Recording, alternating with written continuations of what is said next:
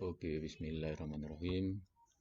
Ya, mari kita belajar tentang pengendalian proses di teknik kimia. Introduction-nya saja, introduction to chemical process control. Ya. Kenapa proses itu harus dikontrol? Di antaranya tujuannya yaitu supaya aman. Ya, pasti. Nah, kalau aman tentu saja memproteksi equipment maupun environment. Ya, di samping aman, ya juga supaya operasinya smooth, artinya tidak unstabil misalkan begitu. Dan lebih dalam lagi supaya quality produknya itu terjaga. Tentunya akan meningkatkan profit. Nah, di samping itu juga bisa digunakan untuk memonitor atau mendiagnosis apabila ada hal-hal yang tidak diinginkan selama proses berlangsung. Nah, ini sekilas contoh apabila plan itu tidak dikontrol, ya bisa kita ambil di csb.gov. Nah, saya perlihatkan tidak semuanya, barangkali nanti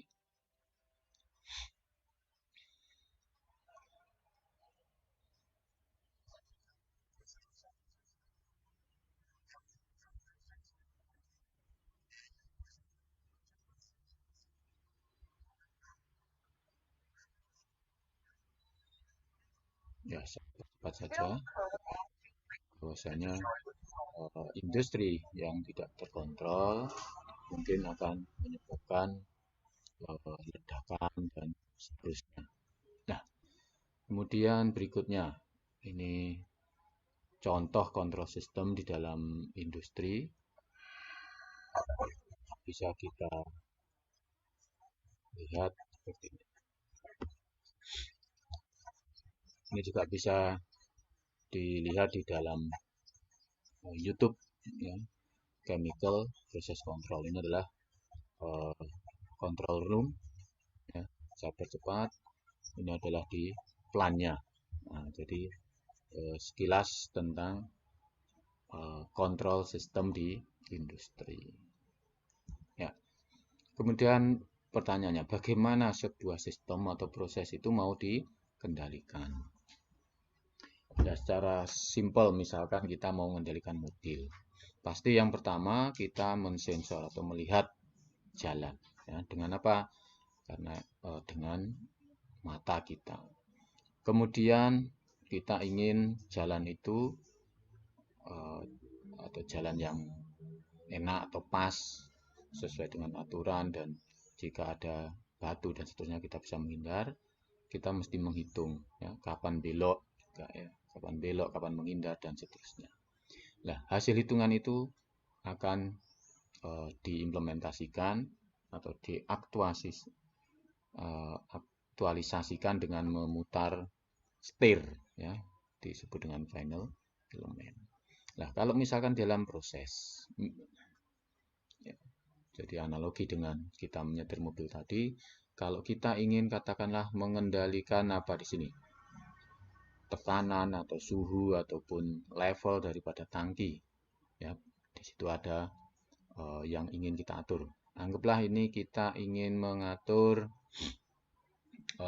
levelnya secara manual. Jadi orang ini ataupun field engineer dia akan melihat, ya, melihat level yang ada sekarang, kemudian dibandingkan dengan yang diinginkan. Katakanlah bosnya itu menginginkan levelnya dijaga 100 cm atau kalau 1 meter ini mungkin terlalu rendah. Anggaplah pengen 2 meter, nah, selalu 2 meter dari 200 cm. Nah, maka setiap saat dilihat kalau lebih dari 100 maka dia harus memutar kontrol valve-nya ini sehingga akan turun. Kalau kurang dari 200 maka dia akan menutup valve-nya supaya levelnya naik. Ya, seberapa dia memutar, membuka atau seberapa dia memutar menutup tentu di hasil hitungan dari orang ini. Ya. Nah, sehingga dalam feedback control system secara umum dia pasti measure ataupun mengukur atau melihat. Ya. Kemudian setelah dilihat itu dibandingkan dengan yang diinginkan, yang disebut dengan set point atau desired value. Nah, dari comparison dia katakanlah kurang sedikit atau kelebihan sedikit, maka dihitung. Nah, hasil hitungannya ini kemudian dijalankan dengan memutar, menutup, ya, putaran menutup ataupun membuka dari control valve umumnya. Ya, karena kita membuka atau menutup control valve akan mempengaruhi proses. Nah, proses ini akan kita lihat lagi apakah sudah sesuai yang diinginkan atau belum, di-compare lagi, dihitung lagi, ambil aksi dan seterusnya, sehingga kita sebut dengan feedback control system. Jadi di sini measure itu menggunakan sensor, compare calculate di sini kita sebut dengan controller, kemudian take action atau ngambil aksi ini oleh aktuator yang mana akan mempengaruhi proses. Ya. Oke, jadi kalau saya buat dalam blok diagram, ya, dalam kontrol sistem itu pertama adalah proses. Nah, proses yang mau kita kendalikan ini. Ya, apakah level, apakah temperatur, ya umumnya ada 5 yang dikendalikan. Level, temperatur, flow, kemudian pressure ataupun komposisi. Yang komposisi ini jarang, karena apa? Karena sensor untuk komposisi tentunya sangat mahal, ya. Untuk analyzer ini kalau memang kondisi yang tidak sangat penting umumnya akan menggunakan inferential control atau indirect control. Oke, di dalam proses ini umumnya ada disturbance atau gangguan. Ya, gangguan ini ya datangnya tidak kita sengaja ataupun tidak kita inginkan. Nah, kemudian tadi di measure menggunakan sensor. Nah, kemudian dibandingkan dengan set point untuk dimasukkan dalam controller. Ya, hasil hitungan controller ini akan diaplikasikan atau dilakukan oleh aktuator. Kalau di industri kimia umumnya berupa kontrol valve. Nah, apa saja sekarang sensor? Tadi saya sebut ada 5 tadi. Ya, ini kurang 1, ini temperatur, pressure, flow analyzer, mungkin plus level yang belum. Ya, contoh di sini temperatur sensor, thermocouple. Ya, ada macam-macam mungkin jenisnya ataupun untuk peruntukannya nanti ada linknya. Jadi thermocouple ini ya ada 2 metal, ya, yang dipertemukan. Apabila panasnya berbeda dia akan arus ataupun tegangan yang berbeda, kemudian akan diamplifier dan seterusnya sehingga bisa dilihat ke sistem sensor kita. Ya, temperatur sensor bisa juga dengan RTD. Ya. Kemudian sensor tipenya di situ ada banyak sekali, ya. Thermistor, metallic, field system dan seterusnya. Kemudian limit application-nya ya tergantung aplikasi kita di situ. Ya, misalkan pengen sangat akurat tentunya yang dia mempunyai ring yang kecil, ya. Kalau ringnya sangat besar misalnya 100 sampai 1000 ini pasti tidak akurat atau akurasinya kurang. Nah, ini kalau di sini misal bisa 0,1. Nah, tapi di sini 1,5 atau bahkan sekian persen. Oke, kemudian pressure sensor. Misalkan ini di tangkinya panah ini akan menekan pegas, pegasnya akan menekan jarum, jarumnya akan memperlihatkan di kita atau sensor kita. Bisa juga ini nanti diubah menjadi digital. Ya, demikian juga di pressure sensor, tipe-tipenya, limit application-nya, akurasinya juga tergantung dari aplikasi ataupun proses yang akan kita sensor atau kita kendalikan, yang masing-masing punya advantages ataupun keuntungan maupun disadvantages atau kelemahan tersendiri.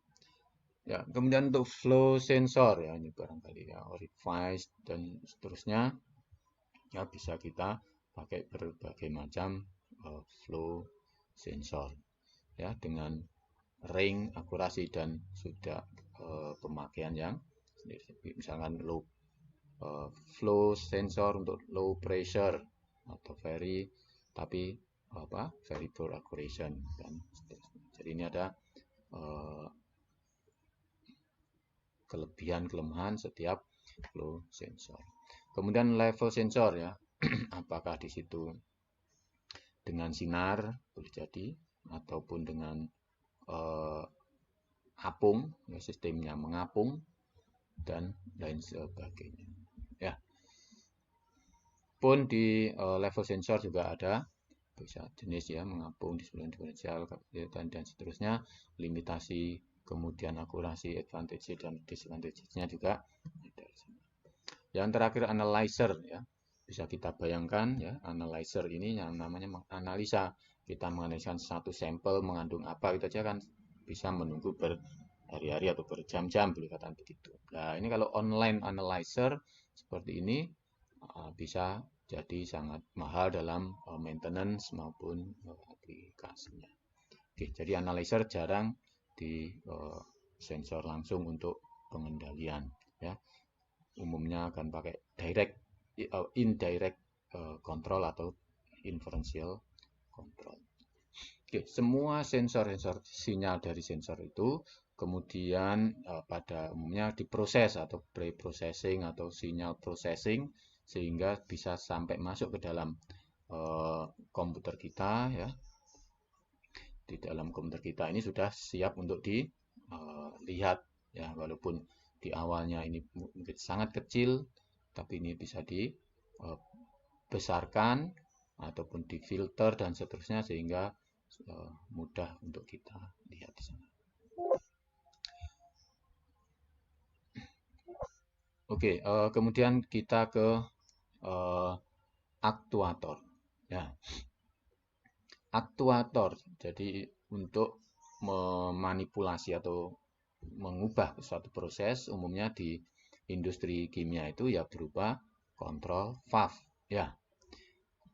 Kontrol valve ini umumnya menggunakan pneumatik ya. Jadi begitu hasil hitungan dari komputer tadi berupa arus kemudian diubah menjadi P pneumatik atau pressure untuk membuka atau menutup valve. Ada dua tipe ya, ada dua tipe yaitu yang pertama di sini adalah air to close, jadi ada udara itu untuk menutup. Nah, jadi kalau yang besar di sini ini udara di situ untuk membuka, tapi ada juga yang udara untuk menutup. Jadi oke, saya hapus dulu.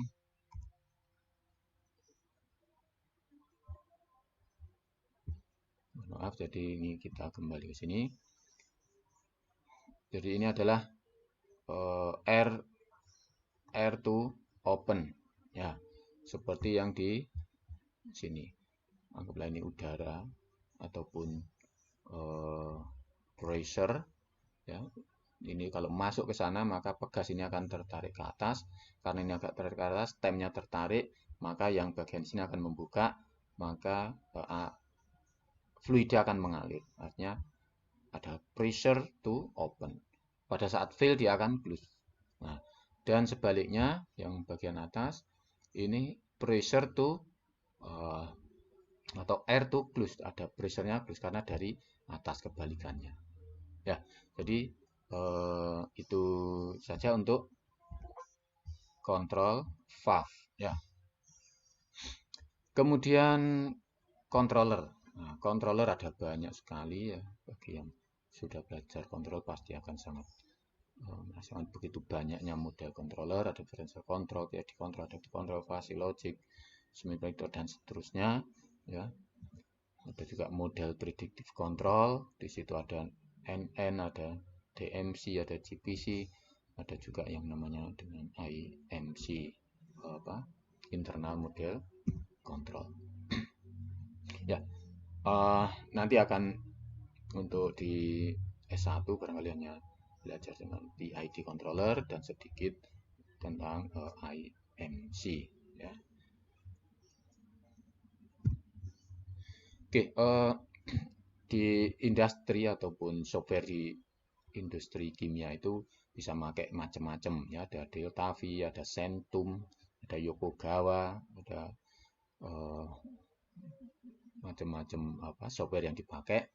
Di dalamnya juga barangkali ada perbedaan, tapi pada prinsipnya yang namanya PID di situ adalah di sini adalah KC ini adalah P-nya ataupun proporsional gain, atau dalam industri biasanya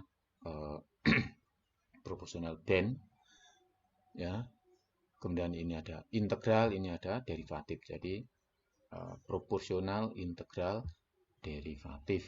Nah, ini kalau continuousnya ya. Kalau discrete-nya bisa dibuat dalam ini. Oke, pembuatan dalam program ya, mungkin karena dalam aplikasinya tidak sesimpel yang ada di dalam teori itu, apakah nanti ada tambahan-tambahan feature-feature lain di dalam PID itu, maka dimasukkan dalam block diagram controller barangkali untuk advance-nya nanti. Ya, jadi itu tentang feedback control system ya. Kenapa feedback? Di situ ada feedback muter sana ya, dan seperti yang saya sampaikan tadi, sampai yang namanya proses yang kita kontrol atau variabel proses ini sesuai dengan yang kita inginkan ya, atau PV proses variabel atau control variabel. Kalau yang sini adalah MV atau manipulated variable. Oke, contoh nanti di aplikasi misalkan kolom distilasi ya, kolom distilasi seperti ini. Ya, ini kita ingin mengendalikan apakah flow-nya untuk reflux, levelnya di akumulatornya kondenser, atau levelnya di boiler, atau flow-nya bottom product, pressure-nya atas. Nah, di sini ada feedback-nya ya. Ini kita misalkan multi loop, ada banyak loop, multi loop ya. Jadi pakai PID semua misalnya gitu. Nah, nanti kalau multi variable controller bisa pakai MPC ataupun yang sejenis. Apabila di dalam realnya barangkali digambarkan seperti ini. Ini kolom distilasi ya, yang umumnya juga tinggi karena ada sekian tray misalnya. Ya, jadi materi pengendalian proses ini nantinya di dalam aplikasi industri kita ingin mengendalikan proses ya. Misalkan di sini di kolom distilasi, bagaimana kolom distilasi ini bisa berjalan dengan baik ya, running prosesnya berjalan baik, mendapatkan produk yang diinginkan. Nah, di dalam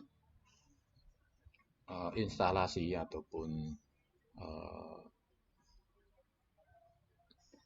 dalam field atau di lapangan, pemasangan controller bisa ditulis seperti ini ya, proses control. Jadi ini dari sensor itu kemudian ke jump box ya, barangkali di situ ada banyak yang ingin disensor ya, dengan dihubungkan kabel atau kabel 4 sampai 20 mA secara standar industri akan masuk ke dalam CPU. Kemudian di situ dihubungkan dengan komputer kita dan nanti set point-nya itu. Jadi ini adalah sensor ya, disensor, kemudian dibandingkan dengan set point, dihitung, hasil hitungannya pergi lagi ke plan untuk mengubah atau membuka menutup control valve ya. Jadi ini standar di industri. Oke, karena banyak sekali yang akan dikendalikan, jadi situ ada junction box ya. Oke, jadi ada analog maupun digital ya. Digital ini umumnya untuk on off ya. Kalau analog tadi bisa dipakai untuk temperatur ataupun pressure dan seterusnya. Ya, jadi ini on atau off atau buka atau nutup.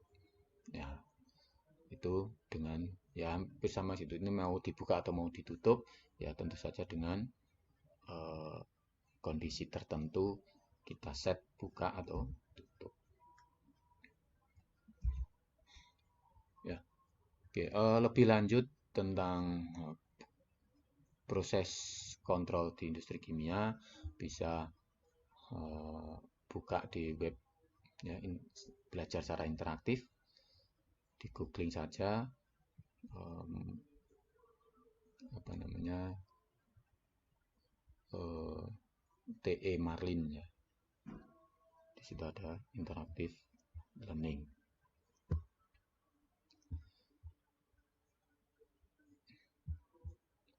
Ya, oke.